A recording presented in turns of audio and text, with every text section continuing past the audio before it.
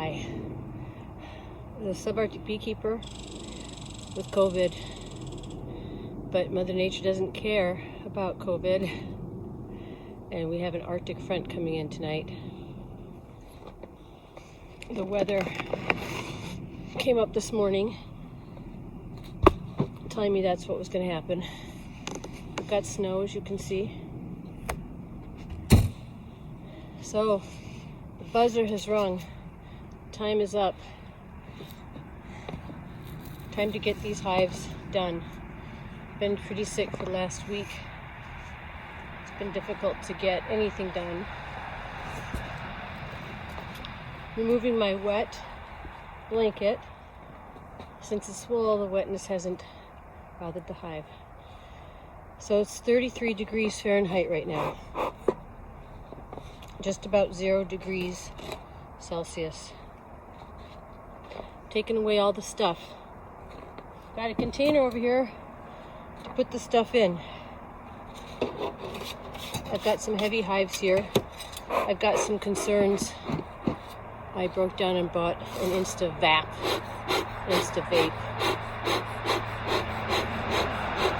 Because I got tired of treating my mites. Well, it seems like I'm treating my mites. Treating my mites to some honeybee delicacies. I got tired of incinerating my bees with my little mite wand. It's a pricey thing, the Instavapping. I know it's Instavape. But it's quick and it's effective and it's efficient, and that's what I need. My concern is that I still have a mite count. A significant mite count. After 3 treatments in the last 13 days, 14 days. What is a significant mite count? For us, it's any mites. But I'll show it to you. Pull my mite board. That is a significant mite count. You see those little dark ox blood red ovals? Those are varroa mites. There's no brood in here right now, which is good. So there's nowhere for them to hide. And I'm hoping that I got this big mite drop because they were out in the open and got vapped. Cleaned off my mite board. I want it clean because I won't be checking again until spring. So I need to open this hive. I need to remove the fondant. I need to remove the pollen patty. I need to tell the bees I'm not trying to hurt them. I need to remove the sugar syrup feeder. And I need to put a sugar board on and tape it up. I've got my aluminum tape ready. Got my smoker smoking. I really feel like hell. If you're going to take care of your bees, you got to do it whether you're well or sick. Whether you're breaking out in a cold sweat or not. Alright. 33 degrees Fahrenheit, which is almost 0 degrees Celsius. I did smoke the front of the hive a little bit. They're still trying to feed. Holy crap, God bless them. They're still trying to feed. This is a big colony, if you remember. Oh, and guess what happened? Great. So when you do 2-to-1 sugar to water ratio, what happens is that sometimes the sugar will crystallize, especially if the temperatures are cold. When it crystallizes, then it can clog the entranceway. Something's going after the chickens. Things are getting hungry around here. All the creatures are getting hungry. The moose. The lynx population is back up. Slowly. The fox. Everybody's hungry. I'm going to remove the top of this feeder, which is going to expose my hive to some cold air, which I wish I didn't have to do, but I don't have a choice. These girls are still really active. I was hoping by now their metabolism had gone down. Alas, it has not. So there hasn't been any flying. A little bit here and there actually, but not much. Of course, there hasn't been anything in our environment for quite a while. I'm aggressively smoking because I want them in there quick. I need to do this quickly. Hopefully they've consumed all the food. I love them. The bees are confused. How do I know that? Because they're going back and forth. First I'm going to lift up this feeder. There is not much propolis here. I'm smoking inside because I want them to go down. I don't want them to fly out, because the quicker I get this done, the better. I'm going to bang it because I want all the bees off of the bottom, because whoever's left is going to end up dead. This is how it goes. That is just how it goes at this time of year. It sounds so hard, eh? If there's any consolation, freezing seems to be the most humane way to kill honeybees. I got some drones in here still, but there is not much of anything left. Good. Got some burr comb I need to remove so that I can lay the sugar cake, candy board, whatever you want to call it, right on top. Come on, little bees. Go down. Just go down. There we go. Down. And I can put this sugar board on top and they can regain their warmth. Got 2 hive tools out right now. One to scrape and one for if I have to do anything important besides scrape.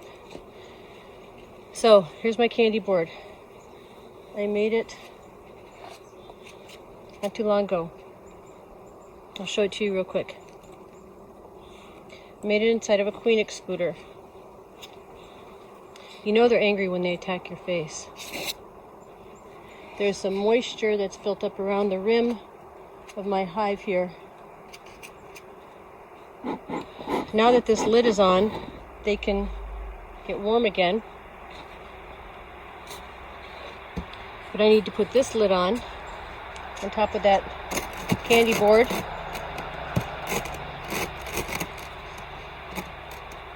It's not exact, but it'll do.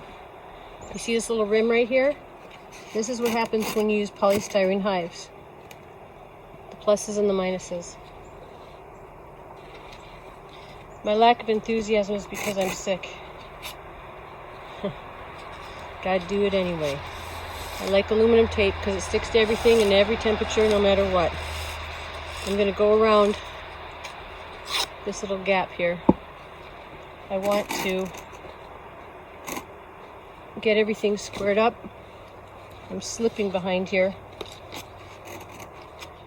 This will remain on the hive for the next 5 or 6 months, depending on our winter. I don't want any bees getting drafty. I don't want them getting cold. I am just going to run this aluminum tape right over both pieces of hive, the lid, and the deep box. All of my bees are in the deep box. There's 10 frames of bees in here, so it's a nice strong colony. And there are 10 frames of stores.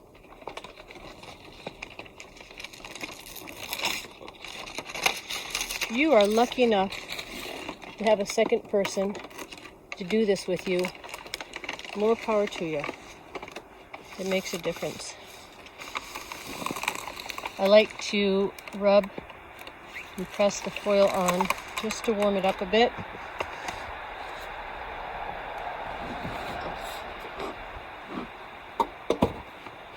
Just to warm it up and make sure everything is sealed well. And then I am going to come across the front here Now my entrance is vastly reduced. There's maybe a inch, half-inch opening. The rest is filled with a old towel. And I will tape that shut, completely shut, because these bees are going to be moved tonight into the bee barn. And once they get in the bee barn, I will open it back up, but just about a half-inch. There's a buildup of carbon monoxide in the hives that puts the bees into what's called a hypoxic state, where they are lacking some oxygen. Lacking means they're not getting enough. It's actually good for them, keeps their metabolism low. So when you sneak a peek into your winter hives, what you're doing is you're introducing more oxygen into the hive. It ups their metabolism and takes them out of that low metabolic state, risking their death just for a peek. It's not worth it.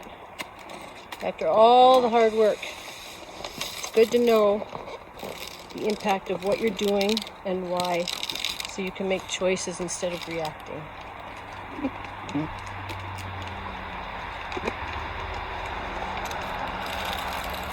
I'm going to put one more round of tape on this. Prevention is much better than crisis response, right? After that, I will put the strap back on, and I will load the hive up into my hive buggy and wheel it over to the bee barn. And then I'll do it for all the rest of the hives. And I'll show you what that looks like later on.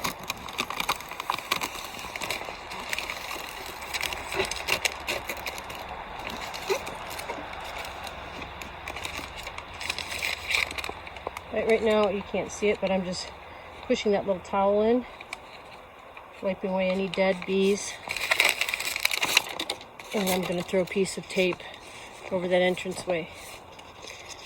That is a state you don't want them in for long, because it'll completely cut off their oxygen. I don't recommend doing that until a few hours at the most before you're going to move them. If you can, do it right as you're about to move them, but you have to make sure all the bees are in the hive. So if I was in the lower 48 and I was putting my bees into a bee barn, and you wouldn't have to in the lower 48, then I would be doing this very early in the morning, or I would be doing this at night. And working with hives at night is never fun. You can trust me on that one. Alright, I got a piece of tape over there, because when this hive starts moving back and forth from me actually physically moving it, they get pretty agitated and they start squeaking out of the corners. Out of corners you won't even know existed. It can be quite a surprise. That's it. Now I'm going to do the rest of the hives, get them candy-boarded up and ready for transport. Take care of yourselves, take care of your bees. Get vaccinated. Don't spread COVID, please. Ukraine is winning. Take care.